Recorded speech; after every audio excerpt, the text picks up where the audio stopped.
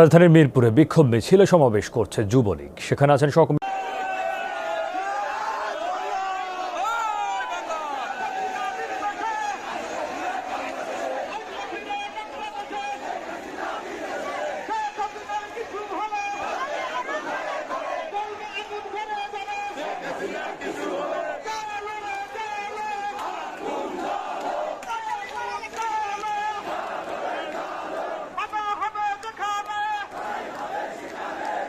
Hello guys, আসসালামু আলাইকুম। আপনারা কি কোন জেলা থেকে দেখতেছেন অবশ্যই কমেন্টে জানিয়ে যাবেন।